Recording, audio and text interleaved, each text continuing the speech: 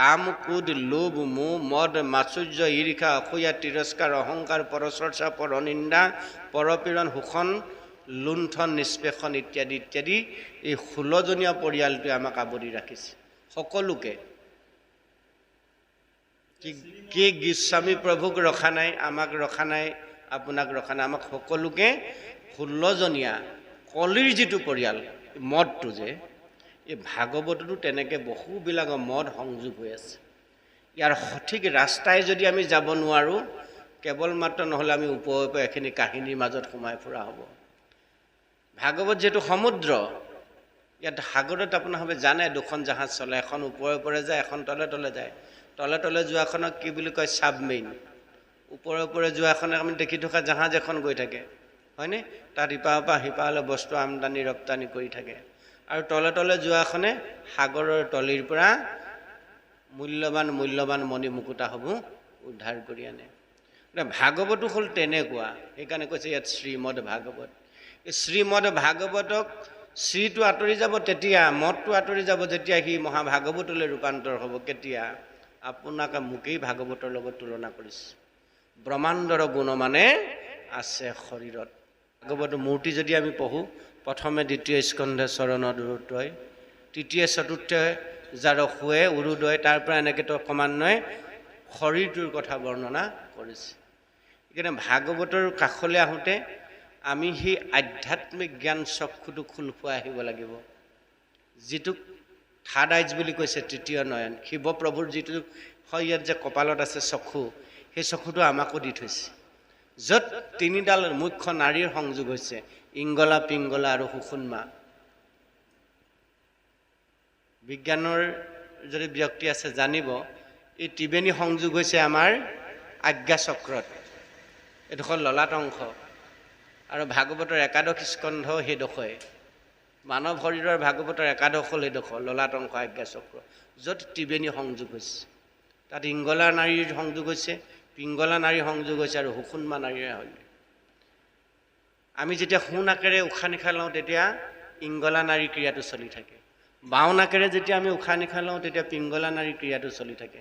যেতিয়া দুইটা নাকৰ বিন্ধাই আমি উশাহ শ্বাস প্ৰশ্বাস লৈ থাকোঁ, তেতিয়া সুষুন্মা নাৰীৰ মধ্যে আমাৰ শ্বাস প্ৰশ্বাসটো চলি থাকে।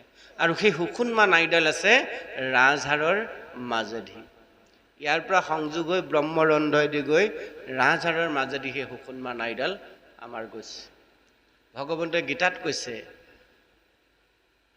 যেতিয়া মই সূক্ষ্ম ৰূপ ধৰোঁ, সুষুন্মাৰ মধ্যে যাতায়াত কৰোঁ, অঘট ঘটাও মই পাতি মায়া জাল, মায়াৰ মায়াবী এইটো অতি মহাকাল। আমাক যে ভিন্ন সময়ত ভিন্ন স্থানত থাকোঁতে, ভিন্ন কৰ্ম কৰি থাকোঁতে আমাক যে এই কাম ক্ৰোধ লোভ মোহ মদ মাচুৰ্য ঈৰ্ষাই আমনি কৰি থাকে, আমি সত্য বস্তুৰ উপলব্ধিৰ পৰা কেতিয়াবা অসত্য বস্তুৰ পাছে ধাৱমান হওঁ, প্ৰত্যেকেই হওঁ। কোনো কোনো মুহূৰ্তত আপুনি মই যিমান নিজকে সংযত কৰি ৰাখিব বিচাৰিলেও আমি কেতিয়াবা সঠিক পথৰ পৰা বিচলিত হৈ যাওঁ। কোনে কৰায় আমাক? এই যে 16জনীয়া যিটো কলিৰ পৰিয়াল, যিটো পৰিয়াল মায়াৰ লগত আছে, তহঁত দুটা ভাগ কৰি দেখুৱাইছে। আপোনাৰভাৱে পঢ়া শুনা শিক্ষিত লোক কাৰণে কথাকেইটা কোৱা হৈছে যে দেহটোক আমাৰ দুভাগ কৰি ৰখা হৈছে। এক ভাগত আছে মায়া, এক ভাগত আছে ভক্তি। দুহানো মধ্যস্থ আছে ভগৱন্ত। ভগৱন্ত কেনি অহা যোৱা কৰোঁ বুলি ক'লে সুষুন্মা নাৰীৰ মধ্যে। সেই নাৰীডাল কেনি আছে? ৰাজহাড়ৰ মাজেদি। সেইডাল আটাইতকৈ মুখ্য হীৰা। এই তিনিডাল মুখ্য হীৰা, তাৰে এডাল যদিও ছিগি যায় আমি জীয়াই থাকিব নোৱাৰোঁ। গতিকে সুষুন্মা নাৰীডাল ইমান সূক্ষ্মাতি সূক্ষ্ম, আপুনি মই স্বচক্ষে কোনোদিন দেখি নাপাওঁ। সেই নাৰীডাল আছে ৰাজহাড়ৰ মাজেদি। সেইডাল যদি কেনেবাকৈ বিজুতি ঘটে, আমাৰ দেহটো এনেদৰে থৰ লাগি একে জেগাতে পৰি থাকিব, আমি গাৰ লৰচৰ কৰিব নোৱাৰোঁ। মুখখনে মাতি থাকিব পাৰিম, চকুৱে চাই থাকিব পাৰিম, আমি কথা ক'ব নোৱাৰোঁ। কি কয়, আপুনি গাৰ হিলাব নোৱাৰোঁ, দেহৰ অংগ পতংগ লোৱাব নোৱাৰোঁ। গতিকে সেইডালত বিকাৰ হ'লে মানুহ সহজতে ভাল নহয়। তেনেকুৱা বহু লোক আমাৰ আছে, অপাৰেশ্যন কৰাৰ পিছতো সেইডাল ভাল নহয়। সেইডাল যদি কেনেবাকৈ ৰাজহাড়ৰ ভিতৰত চেপা খাই ক'ৰবাত লাগিলে গোটেই সৰ্বশৰীৰ বিকল হৈ যাব। সেইডালৰ ভিতৰেদি ভগৱন্ত প্ৰভু পদৰ পৰা মস্তকলৈকে ৰমণ কৰি থাকে। আৰু যেতিয়া আমি সেই সুষুম্না নাৰীৰ মধ্যে আমাৰ ভগৱন্ত আয়াজাদুৰ কৰি থাকে। সেইখিনি সময়ত আমি আমাৰ মন প্ৰাণ যদি ভগৱন্তত সমৰ্পণ কৰি দিব পাৰোঁ, ভগৱন্তৰ কৃপা আমাৰ শিৰত পৰিব। শিৰত মানে ক'ত? বিবেকত। অনুকূল বায়ুৰূপে ভগৱন্তই হৃদি কমলত থাকি বিবেক নামৰ পালখনত আমাক কৃপা কৰিব যে এইখন সাগৰৰ পৰা আমি উদ্ধাৰ হ'বলৈ হ'লে কোনখন জাহাজেৰে লৈ যাবগৈ লাগিব আৰু আমাৰ যাত্ৰা পথ কেনেকুৱা হ'ব, সেই কৃপা ভগৱন্তই আমাৰ বিবেকত কৰিব। ভগৱন্তই আহি চতুৰ্ভুজ ৰূপ লৈ আমাৰ সন্মুখত দেখা নিদিয়ে। ভগৱন্তক আমি ৰাতিপুৱা গধূলি গুৰুগৃহতেই হওক, ভকতৰ চৰণতেই হওক যদি বিচাৰোঁ, খাটো, ভগৱন্তই আমাক বিবেকত জ্ঞানখিনি দিব যে মই কি কৰা উচিত, কি কৰা অনুচিত, কি খোৱা উচিত, কি খোৱা অনুচিত, কি শুনা উচিত, কি শুনা অনুচিত। এই গোটেই ব্যৱস্থাটো ভগৱন্তই আমাক অতি দায়াদৰে, অতি কৰোণাৰে, অতি কৃপাৰে সৈতে দিব। সেইকাৰণে ভগৱন্তক কৃপাময় বুলি কৈছে, ভগৱন্ত কৰোণাময় বুলি কৈছে, ভগৱন্ত দয়াময়। ভগৱন্তই ভকতক দয়া কৰিবৰ কাৰণে মহাবৈকুণ্ঠ ত্যাগ কৰি, যোগীৰ হৃদয় ত্যাগ কৰি ভকতৰ মাজত থাকে। এই কথাষাৰ দেৱৰ্ষি নাৰদক কৈছে। একাদশ স্কন্ধ আমি এতিয়া পাঠ কৰিছোঁ, উদ্ধৱক ক'ব। গীতাৰ অষ্টাদশ অধ্যায়ত প্ৰিয় সখা অৰ্জুনৰ আগত কৈছে, নাহং তৃষ্ঠামি বৈকুণ্ঠে যোগিনাং হৃদয়নস্য মদভক্তা যত্ৰ গায়ন্তি তত তিষ্ঠামি নাৰদ। নাৰদত বিষ্ণু আসন্ত কৈ বৈকুণ্ঠ তমই নথাকুৰৈ, যোগীৰো হিয়া এৰি সমুদায় থাকো ভকতৰ কীৰ্তন চাই। সেইকাৰণে আমি যিমান পাৰোঁ সিমান সময় ঈশ্বৰৰ নাম নিৰন্তৰ লৈ থাকিবলৈ কৈছে। খাওঁতে, শুওঁতে, উঠোঁতে, বহুতে, কৰ্ম কৰোঁতে ভগৱন্তৰ ভকত হ'বৰ কাৰণে আমি নামঘৰলৈ আহি ত্ৰিবস্ত্ৰ পৰিধান কৰি ঘণ্টা যদি ঘণ্টা ৩ খেৰ ২.৫ খেৰ ওজনৰ তাললৈ গোপাল গোবিন্দ গাই থাকিব নালাগে। আপুনি য'তেই থাকক, যি কৰ্মতে নিয়োজিত হৈ নাথাকক, সেই কৰ্মত থাকিও আপুনি মই ঈশ্বৰৰ নাম লৈ থাকিব পাৰোঁ। কেৱল মাত্ৰ নাম। আপুনি চাকৰি কৰি আছে, চাকৰি জেগাত ঈশ্বৰক খাটক অকণমান যে প্ৰভু গৃহখনৰ মংগলৰ কাৰণে, গৃহখনৰ সৰ্বাংগীন বিকাশৰ কাৰণে আৰু গৃহখনৰ লগতে অন্ততঃ মোৰ দেহেৰে, বাক্যৰে, মনেৰে মই যাতে 10 জনৰ উপকাৰ সাধন কৰিব পাৰোঁ। মই যি কামত তুমি মোক নিয়োজিত কৰিছা, সেই কামতে নিষ্ঠা আৰু সততাৰে যাতে মই কৰি যাব পাৰোঁ। মোৰ জীৱনৰ কৰ্তব্য হিচাপে, পৰোপকাৰী ধৰ্ম হিচাপে, জগত কল্যাণ কৰ্ম হিচাপে যাতে মই নিখুঁতভাৱে কৰি যাব পাৰোঁ। মই যাতে কোনো কাৰণতে কাম চুৰ কৰিব লগা নহয়। মই কোনো কাৰণতে মোৰ দেহেৰে, বাক্যৰে, মনেৰে মই অসৎভাৱে ধন উপাৰ্জন কৰিব লগা নহয়। এইকণ কৰোণা প্ৰভু তুমি মোক কৰিবা আৰু মোৰ সপৰিয়ালকে তুমি নিৰোগী কৰি ৰাখিবা। মোৰ কৰ্মৰ বিনিময়ত মই যিটো বস্তু পাম সেইটো যাতে মোৰ ন্যায় উপাৰ্জিত হয়, সেইটো মই নিজে খাই যাতে আনক খুৱাব পাৰোঁ। আমাৰ সকলোকে যাতে তুমি নিৰোগী কৰি ৰাখা। এইকণ ভগৱন্তক খাটিলেই ভগৱন্তৰ কৃপা আপোনাৰ শিৰত পৰিব। ৰাতি দিন কৰি টোপনি ক্ষতি কৰি যদি কেৱল হাঁহ ধনৰ পাছে পাছে আমি ঘূৰি ফুৰোঁ, তেতিয়াহ'লে নহ'ব। আপুনি কোটি টকা আহৰণ কৰি একেদিনাই আনক, তাৰে আধাটো আপুনি এটা নামঘৰ নালাগে 10টা নামঘৰ বনাই দিয়ক। সেই ধন ঈশ্বৰে, সেই নামঘৰ ঈশ্বৰৰ সেৱাৰ কৰ্ম হ'ব নোৱাৰে। সেইকাৰণে কৈছে ন্যায় উপাৰ্জিত বিত্ত শুদ্ধ আতিশয়, সেই শুদ্ধ বিত্ত ঈশ্বৰক অৰ্পিবে লাগয়। আপুনি মই যিমান পাৰোঁ সততাৰে ন্যায়ভাৱে কৰ্ম কৰিবলৈ ঈশ্বৰে সুন্দৰ শৰীৰটো আমাক দিছে। 2খন হাত, 2টা ভৰি, এটা পবিত্ৰ মন ভগৱন্তই আমাক দিছে। পবিত্ৰ মনটো ভগৱন্তৰ চৰণত সমৰ্পণ কৰি দিব লাগে যে প্ৰভু তুমি দিয়া এই সুন্দৰ মনটোৱে মই গোটেই পৃথিৱীখন যাতে সুন্দৰ দেখোঁ।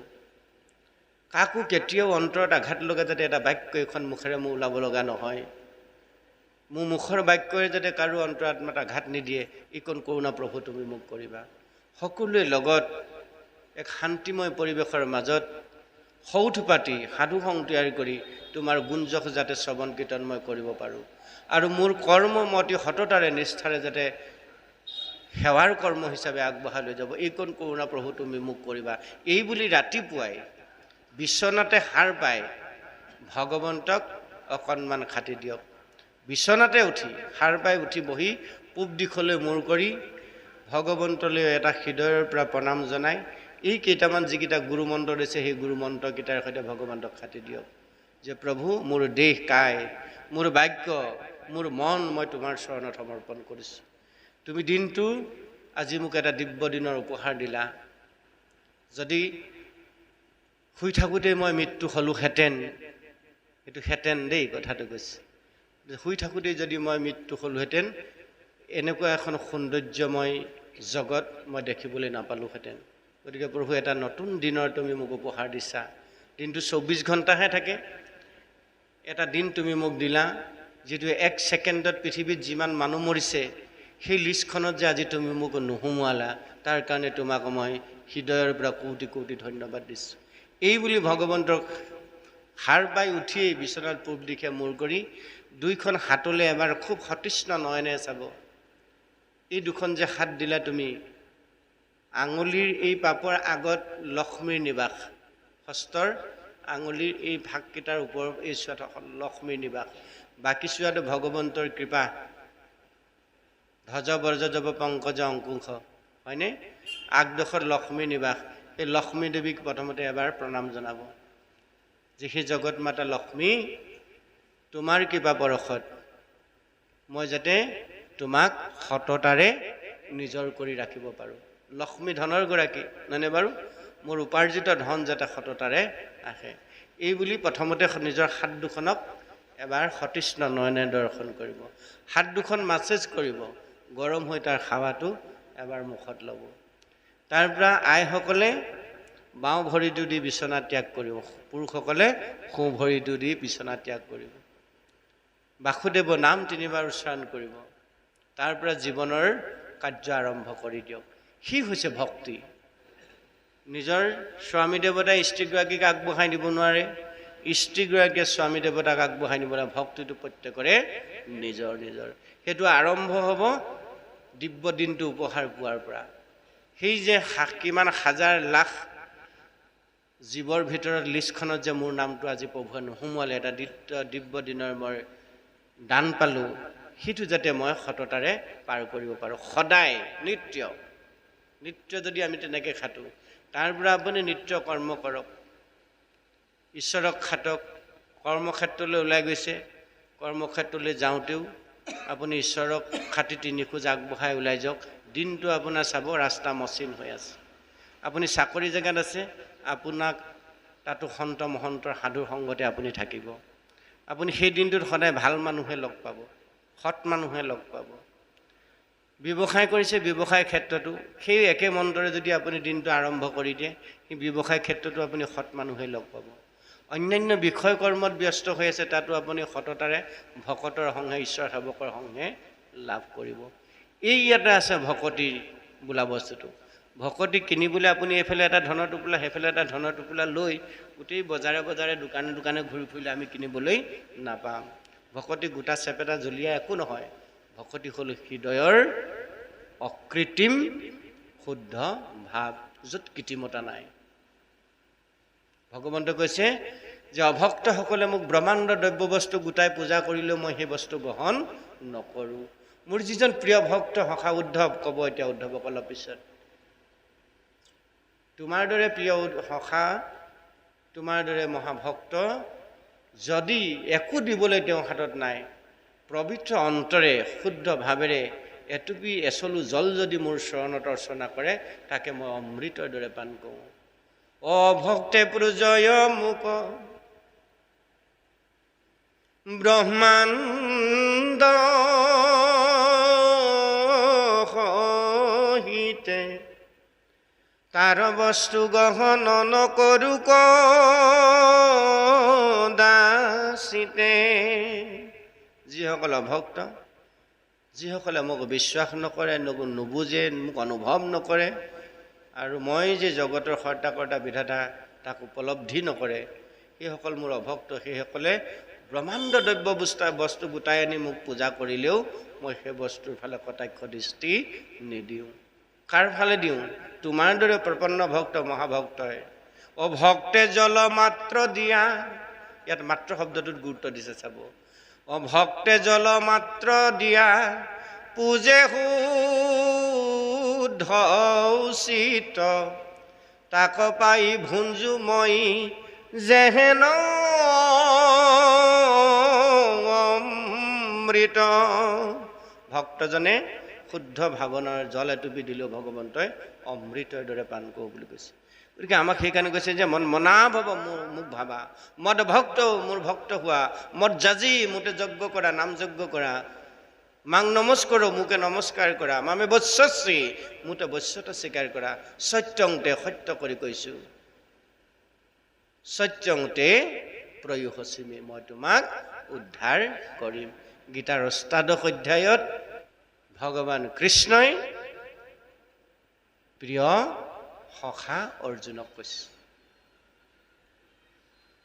আৰু ইয়াতো একেখিনি কথাকে উদ্ধৱ মহামহন্তক এতিয়া ক'ব। আমি কথাৰ মাজলৈ যাম। এই যে মদৰ কথাটো ক'লোঁ, এই 16জনীয়া কলিৰ পৰিয়ালটোৱে আমাক আমনি কৰি থকাৰ কাৰণে আমি সত্যৰ বিচাৰটো কৰিব নোৱাৰা হৈছোঁ, অসত্যৰ পাছে পাছে দৌৰিছোঁ।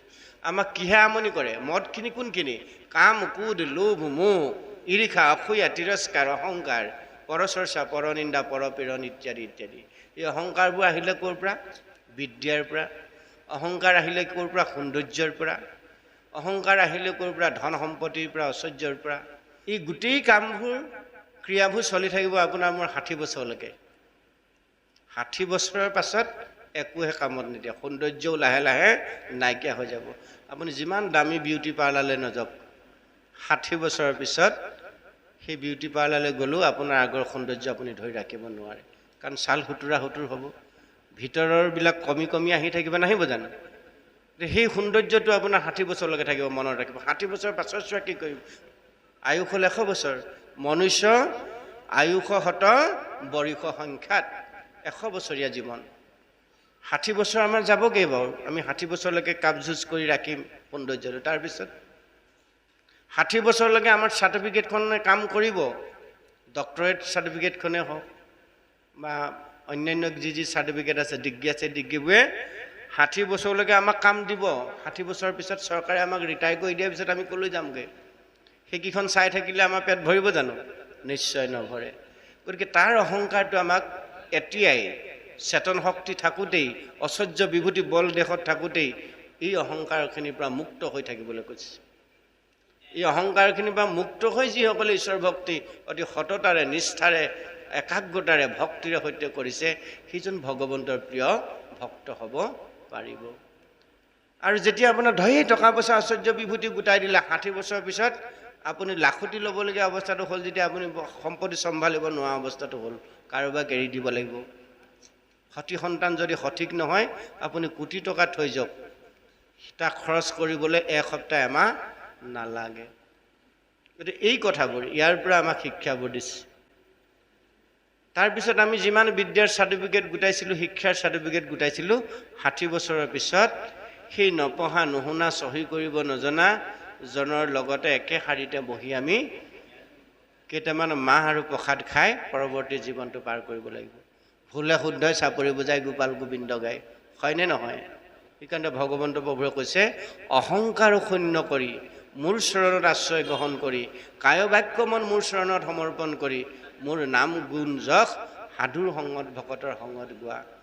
উচ্চ নিজ ভেদাভেদ পৰিহাৰ কৰা, জাত্যাভিমান ত্যাগ কৰা, এই অহংকাৰবোৰ আমাৰ পৰা আমি এৰি যাব লাগিব।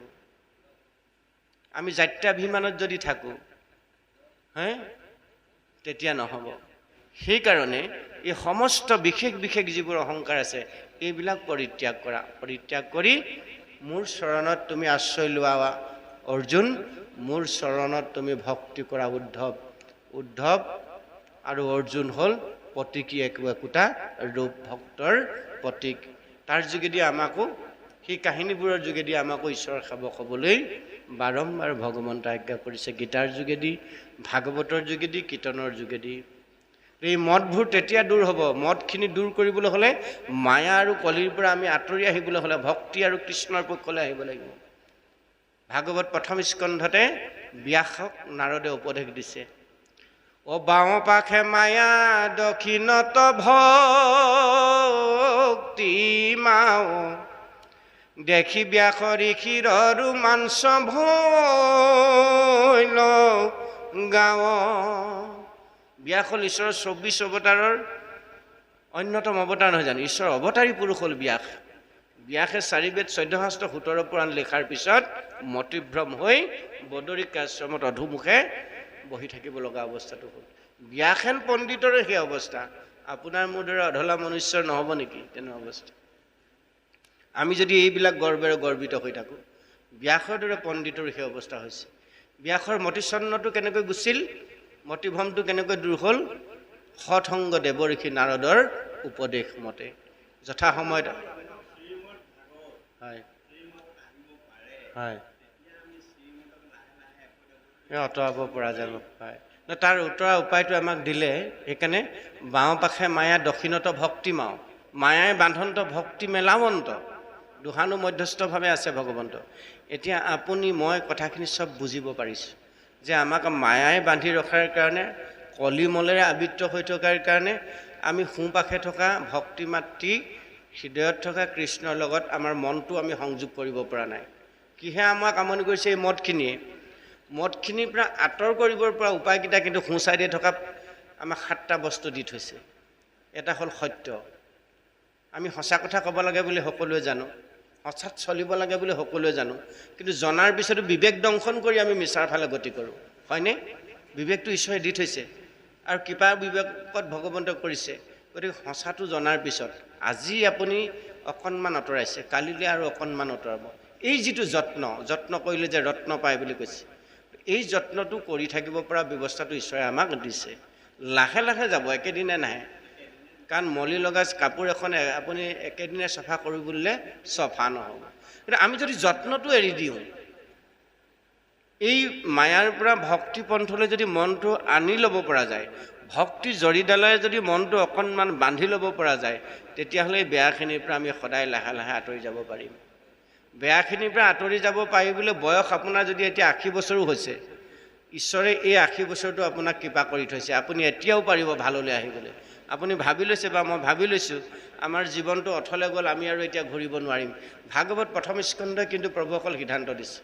আজি যদি আমি সংকল্প লৈছোঁ দৃঢ়তাৰে, সততাৰে, ভাগৱত প্ৰথম স্কন্ধৰ সংকল্প, স্বধৰ্ম ক তেজি ভোজৈ কৃষ্ণ ক সম্প্ৰতি, যেবে প্ৰেম পূৰ্ণ ভাৱে ন ভৈল ভকতি, ভৈল ভস্ত যদি বা অল্পত গৈলা প্ৰাণ, জানা নাহি তথাপি তাহাৰ কৈলান, কৰ্মীটো জ্ঞানীটো কৰি অৱশ্যে অধিক, দেৱৰো বন্দনী হিতু ভকতি ৰক্ষিক। কথাটো কি? আপুনি ভক্তি ৰসৰ কাৰণে মনটো সংকল্প লৈছে। আজি আগডোখৰত আপুনি কি কৈ আছিলে, এচেঙা আপোনাৰ মনলৈ আহে, পাহৰি যায়, বেছিখিনি বেয়াৰ মাজতে থাকে। কিন্তু আজি ভাগৱত পাঠ আৰু পৰ্যালোচনাই এই পূব নগৰ নামঘৰত আজি দিনটোকে আমি যেনিবা ধৰি লৈছোঁ। আজি আমি বুজি পাইছোঁ যে ভাগৱতৰ আশ্ৰয়ী হ'লে ভগৱান আমাৰ লগলৈ আহিব। আমি ভগৱানক মনটোৰ লগত জড়িত কৰি দিব লাগিলে ভক্তিৰ পুত্ৰকেইটা আমাৰ উদয় হ'ব। ভক্তিৰ পুত্ৰকেইটা কোনকেইটা? 7টা। সত্য, শৌচ, ক্ষমা, দয়া, পৰোপকাৰ, জ্ঞান আৰু বৈৰাগ্য। মায়াৰ মদখিনি আমাক বান্ধি ৰাখিছে। যিদিনা আমি ভক্তিৰ মাতৃৰ ওচৰলৈ আহিম, সেই 7টা বস্তুৱে আমাক ধৰিব। ধৰাৰ লগে লগে আমি আজি গৈ যদি ৰাতি শুই থাকোঁতেও মৰিলোঁ, এই সংকল্পটো যে এবাৰ লৈ গৈছিলোঁ গুৰু সাক্ষাতত, ভকতৰ সাক্ষাতত, ঈশ্বৰৰ সাক্ষাতত, যদি আমি কিবা কাৰণত আয়ুস আমাৰ নাইকিয়া হ'ল, অল্পায়ু হৈ ৰাতি শুই থাকোঁতে আমি মৰিলোঁ, সেইজনৰ অকল্যাণ নাই বুলি ভাগৱতে আমাক কৈছে। তাৰ উদাহৰণ খটাংগ নৃপতি 2 দণ্ডত গতি পাইছে, হয়নে? খটাংগ ৰজাই 2 দণ্ডত গতি পাইছে। 2 দণ্ড আমাৰ কাৰণে কিমান? স্বৰ্গৰ 2 দণ্ডটো বহুত দিন বাৰু, কিন্তু আমাৰ কাৰণে 2 দণ্ডটো খুব বেছি 2 ঘণ্টা 2.5 ঘণ্টা সময়। ইমান সময়ত খটাংগ ৰজাই স্বৰ্গৰ পৰা আহি মৰ্ত্যৰ মানৱে 2 দণ্ডত গতি পাইছে। গতিকে আপোনাৰ মোৰ কাৰণে বহু সময় আছে এতিয়াও, খালি আমাৰ সংকল্পটো সঠিক হ'ব লাগিব। এতিয়া সংকল্প ল'বলৈ আমাক ক'লে গীতাত অৰ্জুনক এই একাদশ স্কন্ধ ভাগৱতত। উদ্ধৱ কান্দি কাটি বাগৰি হৈ গৈছে, ভগৱন্তৰ চৰণ এৰি দিয়া নাই যে প্ৰভু তুমি এৰেখা বস্ত্ৰ মই পৰিধান কৰোঁ, তুমি এৰেখা অশিষ্ট মই ভোজন কৰোঁ, খাওঁতে শুওঁতে সকলো সময়তে মই তোমাৰ লগত থাকোঁ, তুমি মোক নোকোৱাকৈ বৈকুণ্ঠলৈ যাবলৈ ওলাইছা। এবাৰলৈ প্ৰভু তুমি মোক ভাবিলানে যে উদ্ধৱৰ কি অৱস্থা হ'ব? তুমি অবিহনে মই দিনতে আন্ধাৰ দেখিছোঁ, চকুৱে নেদেখা হৈছোঁ, কিয় প্ৰভু তুমি মোক নোকোৱাকৈ যাবলৈ ওলালা? মোৰ দুখ ক'ত? এই বুলি যেতিয়া কান্দি কান্দি ভগৱানৰ ৰাতুল চৰণ উদ্ধৱে তিয়াই দিছে, পীতবস্ত্ৰে ভগৱন্তই উদ্ধৱৰ চকুলো মচিছে। ক'বগৈ এতিয়া, পীতবস্ত্ৰে উদ্ধৱৰ চকুলো মচি নিজৰ চকুলোৱে উদ্ধৱৰ শৰীৰ ভগৱন্তই তিয়াই দিছে। কিমান সপ্ৰেম ভক্তি! এই সপ্ৰেম ভক্তি ক'ৰ পৰা উদয় হৈছে? হৃদয়ত থাকিব লাগিব, হৃদয়ত ভক্তিৰ প্ৰেম থাকিব লাগিব। আমাৰ প্ৰত্যেকৰে আছে, আমি ইমান নিষ্ঠুৰ নহয়, হয়নে? কোনোবাই কিবা এষাৰ ক'লে আমাৰ আৱেগ আছে, গতিকে আমাৰ খং বা আৱেগটো আহিব, কিন্তু আমি ইমান নিষ্ঠুৰ নহয় ঘপককৈ কাৰোবাক আমি অপঘাত কৰিম। গতিকে হৃদয়ত ভক্তি যাৰ আছে তেওঁ কেতিয়াও কাকো অপঘাত কৰিব নোৱাৰে। সেই ভক্তিটোক শৃংখলিত ৰূপত আগবঢ়াই নিয়াৰ ব্যৱস্থাটো আমাক ভাগৱতে দিছে। সেই পথে যাব পাৰিলেই আমাৰ কৃপা হ'ব। এই জন্মত নহ'ল কি হ'ল, আৰু কেইবাটাও চান্স আমাক ভগৱন্তই দিব। কাৰণ আপোনাৰভাৱক নতুনকৈ ভক্তি জ্ঞান দিবলৈ আমি ধৃষ্টতা নকৰোঁ, কাৰণ বয়সৰ অভিজ্ঞতা জ্ঞানৰ অভিজ্ঞতা আপোনালোক পৰিপুষ্ট। তথাপি আমি যেনেকৈ বুজিছোঁ আমাৰ অনুভৱটো মাত্ৰ আপোনাৰ সবৰ আগত ব্যক্ত কৰা হৈছে। ইতিমধ্যে উদ্ধৱক ভগৱান কৃষ্ণই কৈছে, যি সখা উদ্ধৱ, তুমি মোৰ ইমান প্ৰিয়, তোমাতকৈ সংসাৰৰ তিনিতলোকত মোৰ প্ৰিয় কোনো নাই। ব্ৰহ্মা হৰষ লায়ুধ লক্ষ্মী প্ৰিয় জায়া, পৰম সুন্দৰ ইটো দেখা মোৰ কায়া। অ সবাতো অধিক তুমি মোৰ প্ৰিয়তম, নাহিয়ান বান্ধৱ ধব তুমি হম। নাই কোৱা নাই ঈশ্বৰে? ব্ৰহ্মা সৃষ্টিকৰ, শলায়ুধ বলোৰাম, হৰ সংহাৰকাৰী ৰুদ্ৰ, ব্ৰহ্মা হৰ শলায়ুধ, লক্ষ্মী জগত মাতা, লক্ষ্মী মোৰ প্ৰিয় জায়া, আৰু এটা মোৰ সুন্দৰ দিশ, পাঁচটা। লক্ষ্মী প্ৰিয় জায়া, পৰম সুন্দৰ দেখাইটো মোৰ কায়া, যিটো দেখিবৰ কাৰণে পাবৰ কাৰণে যুগ যুগান্তৰ যোগীসকলে যোগ ধ্যান কৰে। ভকতসকলে যুগ যুগান্তৰ মোৰ চৰণত ধূপ ধূনাৰ সৈতে পূজা অৰ্চনা কৰে, যিটো শৰীৰ দৰ্শনৰ কাৰণে। সেই শৰীৰটো সৰ্বক্ষণে তোমাৰ লগত আছে, খাওঁতে শুওঁতে উঠোঁতে বহুতে বিৰলৰ স্থানত তুমি সৰ্বক্ষণে মোক পাই আছা। এই পাঁচটা বস্তুতকৈ তুমি মোৰ প্ৰিয় উদ্ধৱ, মোৰ নিজৰ দেহটোতকৈ তুমি প্ৰিয়। গতিকে তোমাৰ মই লুকুৱাবলগীয়া একো কথা নাই। তুমি জানা যে বংশ সংহাৰ কৰি মই বৈকুণ্ঠলৈ যাবলৈ ওলাইছোঁ, আৰু তুমি কিছুদিনৰ কাৰণে ইয়াত থাকিব লাগিব, মোৰ ভক্তি ধৰ্ম জগতত প্ৰচাৰ কৰিব লাগিব। তুমি মই দুই যদি গুচি যাওঁ জগতত অনৰ্থ হ'ব, লুপ্ত হ'ব জ্ঞান, এইটো ভকতিৰ পন্থ। এই চিন্তাৰে যদি আমি আগবঢ়াই যাওঁ, জীৱনটো আগবঢ়াই নিওঁ, তেতিয়াহ'লে আমি ভগৱন্তৰ কৃপাধন্য হ'ব পাৰিম। সেইকাৰণে ভগৱন্তই কৈছে, যিটো সুদৃঢ় বিশ্বাসে মোক ধৰিলে, স্বধৰ্ম ত্যাগ কৰিলে। স্বধৰ্ম মানে কি? আমাৰ স্বভাৱগত যিটো ধৰ্ম, স্বভাৱে যিখিনি কৰাই আমি সেইখিনিকে কৰি থাকোঁ। আমি জনাৰ পিছতো কেতিয়াবা ভুল কৰোঁ, নেখাবলগীয়া বস্তু খাওঁ, নকৰিবলগীয়া কৰ্ম কৰোঁ, নেযাবলগীয়া স্থানলৈ যাওঁ, নেচাবলগীয়া বস্তু চাওঁ, যাৰ কাৰণে আমি আমাৰ মন প্ৰাণ কলুষিত হয়। এইখিনিৰ পৰা আমাক বিৰত থাকিবলৈ কৈছে। এইবোৰ হ'ল স্বধৰ্ম, তাৰমানে সচৰাচৰ আমি কৰি থকা যিখিনি কৰ্ম, সেইখিনি আঁতৰাবলৈ কৈছে। স্বধৰ্মকো তেজী ভোজে কৃষ্ণক সম্পত্তি, যেবে প্ৰেমপূৰ্ণভাৱে নভৈল ভকতি। উদ্ধৱৰ দৰে আমাৰ ভকতি নহ'ব পাৰে, প্ৰেমপূৰ্ণ ভকতি আমি কৰিব নোৱাৰিব পাৰোঁ। যদি ভৈল ভস্ত, অল্পতে আমি ভস্ত হৈ গ'লোঁ, গৈল প্ৰাণ, কিবা কাৰণত ৰাতি শুই থাকোঁতে মৰিলোঁ, জানা নাহি তথাপি তাহাৰ অকল্যাণ, সেইজনৰ অকল্যাণ হ'ব নোৱাৰে। কিয় নোৱাৰে? তেওঁ সেই জ্ঞানী কৰ্মীতকৈ শ্ৰেষ্ঠ। আপুনি যে কৈছে আমি নকৰিবলগীয়া বলি বিধানকে আদি কৰি পূজা সেৱা কৰ্মখিনি, বিয়াখে যিখিনি এভইড কৰি থৈ গ'ল, সেইখিনি আমি পুনৰ চপাই আনি কৰিছোঁ, নহয়নে বাৰু? এই মাৰ্গত থকাসকল আৰু জ্ঞানমাৰ্গীসকল, কৰ্মমাৰ্গী আৰু জ্ঞানমাৰ্গীতকৈ ভক্তিৰ পন্থত খোজ লোৱাজন শ্ৰেষ্ঠ বুলি ক'লে। গতিকে ভাগৱত হ'ল ভক্তিৰ সমষ্টি। ইয়াত 5টা ভৰৰ সমষ্টি আছে। প্ৰথম ভৰটো হ'ল ভগৱন্ত, দ্বিতীয় ভৰটো হ'ল ভাগৱত, তৃতীয় ভৰটো হ'ল ভকত, চতুৰ্থ ভৰটো হ'ল ভক্তি আৰু পঞ্চম ভৰটো হ'ল ভজন। 5টা ভৰে আমাক জীৱনটো শৃংখলিত ৰূপত আগবঢ়াবলৈ কৈছে। সেইকাৰণে অন্য নিয়ম নীতি নাথাকিলেও এই 5টা ভৰে গোটেই জীৱনটো যি চলাইছে, প্ৰতিটো খোজ, প্ৰতিটো পল, প্ৰতিটো অনুপল জীৱনৰ যদি আগবঢ়াই লৈ গৈছে, তেতিয়াহ'লে সেইজনে নিশ্চিতভাৱে ভগৱন্তৰ বল্লভ হ'ব পাৰিব। এই কথাখিনিকে এতিয়া সুন্দৰভাৱে উদ্ধৱৰ আগত প্ৰতিটো পদে পদে ভগৱন্তই কৈ যাব। তুমি তপ পুণ্য তুমি বিনে শূন্য,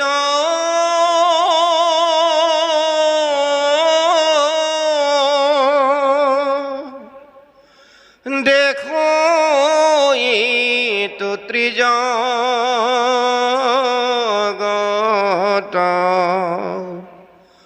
কা পুণ্য কৰো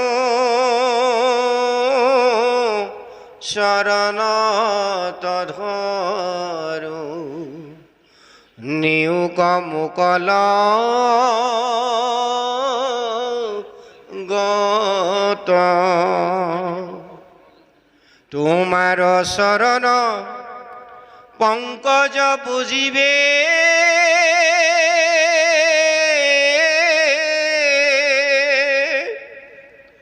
কত পুণ্যে পাইলো লাগ, বাপ জগন্নাথ নকৰা অনাথ, ভকতক তুমি ত্যাগ, সম্যকে অমৃত তোমাৰ চৰিত্ৰ,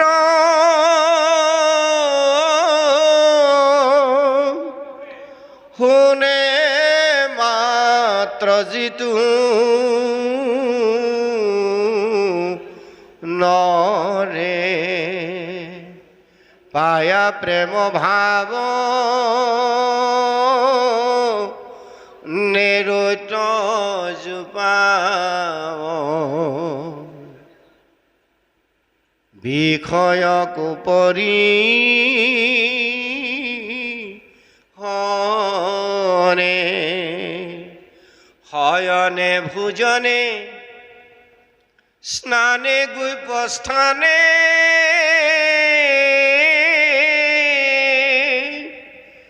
সদা সেৱা কৰো আমি, তোমাক নেদেখি চাৰি প্ৰাণ প্ৰভু, কিমতে বৰ্তিব স্বামী। অতি কাৰুণিকভাৱে হৃদয়ৰ নিভৃত কোণৰ ভক্তি অঞ্জলিয়ে ভগৱন্তক মিনতি জনাইছে যে শয়নে ভোজনে স্নান গুপ্তস্থানে সদা সেৱা কৰোঁ আমি, তোমাক নেদেখি তোমাক এৰি কিমতে আমি এই সংসাৰত বৰ্তিব স্বামী। তুমি যদি মোক এৰি থৈ যোৱা, গতিকে সেই বাপ জগন্নাথ তুমি মোক অনাথ নকৰিবা, তোমাৰ লগতে মোকো বৈকুণ্ঠলৈ লৈ ব'লা। এই বুলি উদ্ধৱে অতি কাৰুণিকভাৱে ভগৱন্তক প্ৰাৰ্থনা জনাইছে। আকৌ কৈছে, মই পিন্ধো চাৰ বস্ত্ৰ অলংকাৰ,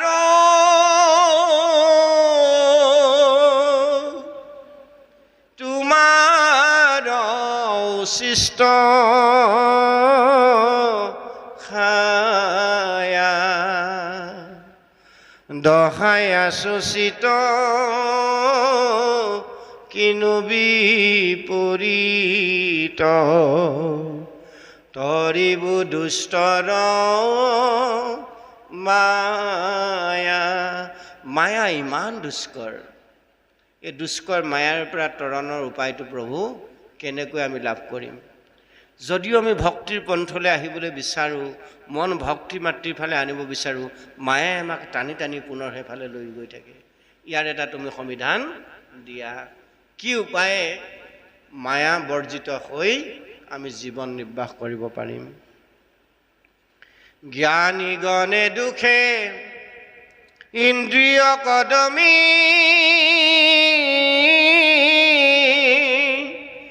ক্ৰাম ক্ৰোধ মোহ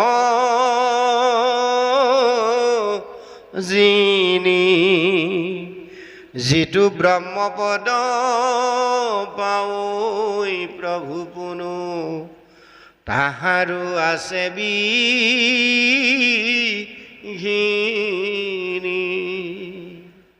যি ব্ৰহ্মপদো লাভ কৰে তাৰো বিঘিনি আছে। গতিকে ইমান দুষ্কৰ মায়াৰ পৰা আমি কেনেকৈ পৰিত্ৰাণ পাম তুমি যদি আমাক এৰি থৈ যোৱা? আমি মহামূৰ্খ গৃহবাসী সুখে, সংগ লয়া ভকতৰ,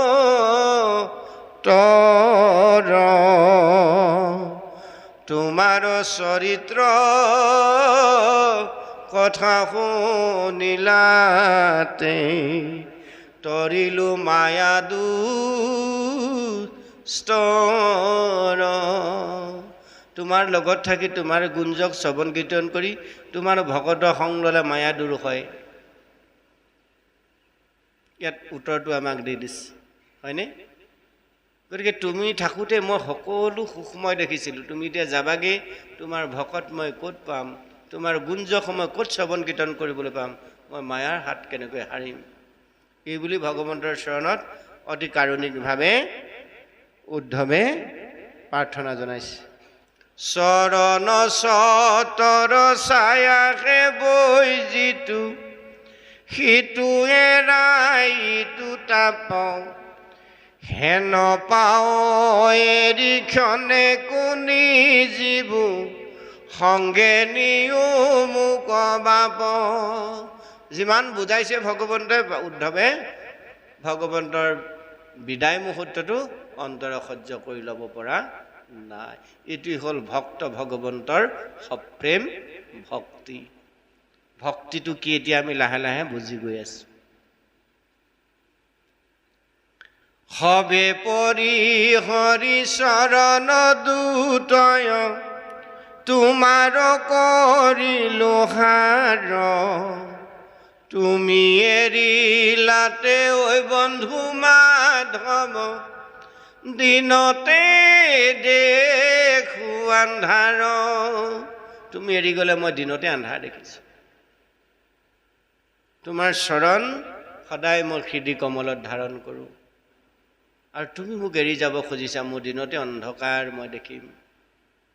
ভগৱন্তক কৈছে উদ্ধৱে, হে প্ৰাণনাথ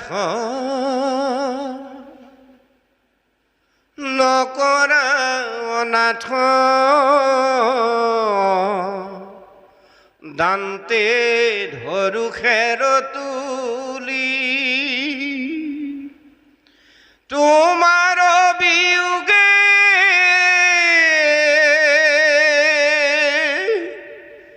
অগণি এখনে, দেখা মাৰে মোক পুলি। মহা অগ্নিয়ে মোক গ্ৰাস কৰিছে, তুমি এৰি যাব খুজিছা। এহি বুলি সন্ত উদ্ধৱ মহন্ত,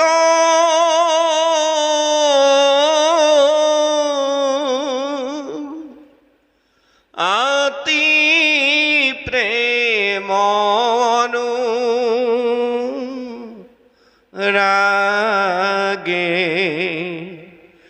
অনেক কাতৰ কৰিয়া কান্দন্ত, হৰিয়া কৃষ্ণৰ আগে। নয়নৰ নীৰ ধাৰায়ে বহ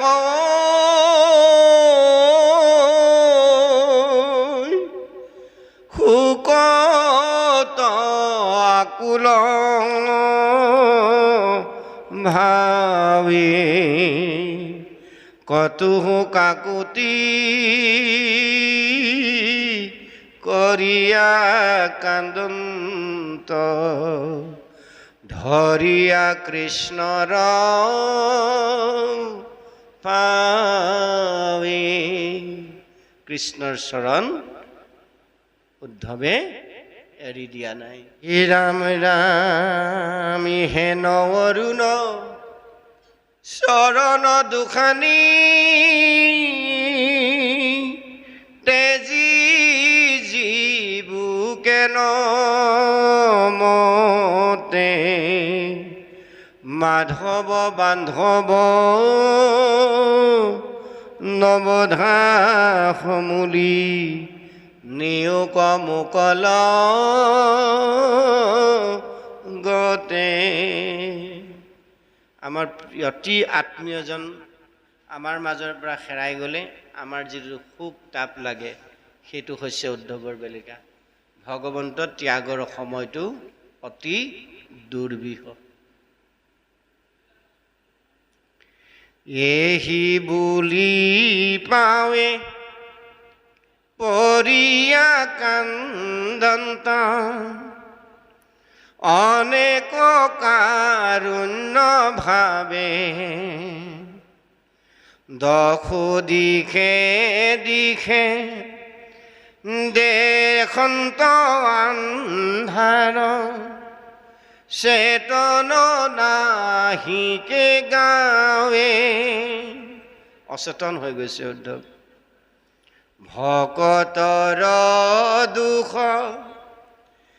দেখি ভগৱন্ত ভৈলন্ত নেত্ৰ সজল অসন্তোষে কিছু চপৰাইল মাথ সংকোচ মুখ কমল। ভকতৰ দুখ দেখি ভগৱন্তৰ হৃদয় থান-বান হৈ গৈছে। প্ৰভু ভগৱন্তৰো দুধাৰি চকুলো বাগৰি আহিছে। এইটোকে কৈছে সপ্ৰেম ভক্তি। প্ৰেম ভক্তিটো হ'ল আমি কাৰোবাক কিবা এটা দি ভাল পোৱা, কাৰোবাৰ লগত আত্মিক সম্বন্ধ ৰাখি ভাল পোৱাটোক প্ৰেম ভক্তি কৈছে। সপ্ৰেম ভক্তিটো হ'ল এইটো, যাৰ কোনোদিন এৰা এৰি নহয়। প্ৰিয় সখাজনৰ লগত এৰা এৰি নহয়, প্ৰিয় ভাৰ্যাৰ লগত স্বামীৰ লগত আমাৰ এৰা এৰি নহয়, পুত্ৰ কন্যাৰ লগত এৰা এৰি নহয়। এইসকলৰ বিচ্ছেদৰ যিটো মুহূৰ্ত, সেই মুহূৰ্তটো আমাৰ এতিয়া হৈছে। ইয়াতকৈ শ্ৰেষ্ঠতম মুহূৰ্ত হ'ল এইটো ভক্ত ভগৱন্তৰ বিচ্ছেদ মুহূৰ্তটো। গুণানৰ লোক মহন্তৰ শোক দেখা দুখ কেন মত ধন জন যত জীবন যৌৱন জানা হবে অশ্বাশ্বত পুত্ৰ পৰিবাৰ সকলে অসাৰ তাতে নাতে মায়া ক্ষণেকে থাকিয়া ক্ষণেকে অন্তৰৈ হৈমকে মেঘৰ ছায়া। বিষয় সুখটো তেনেকুৱা খন্তেকীয়া। আমি কাৰোবাৰ পিতৃ হৈছোঁ, কাৰোবাৰ মাতৃ হৈছোঁ। আমাৰ কোনোবা পিতৃ আছিল, কোনোবা মাতৃ আছিল। কেইদিনমানৰ কাৰণে সংসাৰ বন্ধত আমি আবদ্ধ হ'লোঁ। সেইকাৰণে বিষয় সংসাৰখন খন্তেকীয়া। আমি তাক লৈ কোনেও গৌৰৱ কৰিব নালাগে, তাক লৈ কোনেও অহংকাৰ কৰিব নালাগে। কাৰণ আমাক 100 বছৰীয়া জীৱনটো দিছে, আধাটো শুই থাকোঁতে গৈছে। অৰ্ধেক জানিবা যায় বিফলে নিদ্ৰাত। 100 বছৰীয়া জীৱন আধাটো শুই থাকোঁতে গ'ল। আকৌ 10 বছৰ কিহত গ'ল বুলি কৈছে? ধনক উপাৰ্জনতে নেয় দশ বৰিষ ধনক উপাৰ্জনতে ধন উপাৰ্জন কৰিবৰ কাৰণে 10টা বছৰ আমাৰ গুচি গ'ল বিষয় ভোগ কৰোঁতে খেলা ধূলা কৰি ডাঙৰ দীঘল হওঁতে বিষয় ভোগ কৰোঁতে সংসাৰ কৰোঁতে 20 বছৰ গ'ল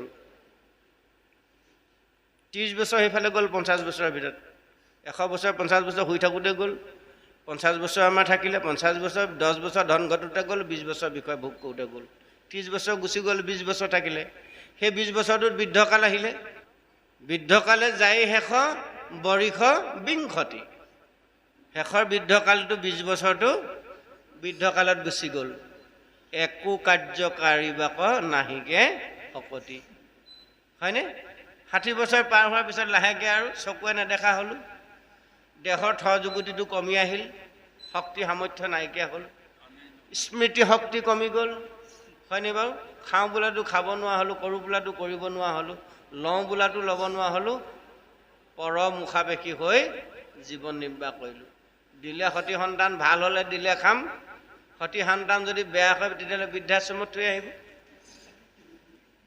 অসমতো বৃদ্ধাশ্ৰম থাকিবই সৃষ্টি হ'বই নালাগিছিল কিহৰ কাৰণে হ'ল আমাৰ কৰ্মৰ বিপাকটো আমি কৰি লোৱাৰ কাৰণে ল'ৰা ছোৱালীক আমি একেষাৰে জগৰীয়া কৰিব নোৱাৰোঁ এই কাৰণেই কাৰণ সৃষ্টিটো আমাৰ কেনেকৈ হ'ল এতিয়া ডাঙৰ কথাটো হ'ল ভাগৱতৰ সেই কথাটো আমি যিখিনি কথা যেতিয়া শুনিব লাগিছিল যেতিয়া বুজিব লাগিছিল সেই বয়সটো আমাৰ পাৰ হৈ গুচি গ'ল আমাৰ উঠি অহা যুৱ প্ৰজন্মই কিন্তু বৰ গুৰুত্ব সহকাৰে কথাখিনি কুমাৰ কালতে শুনিব লাগে কুমাৰ কাল কোনটো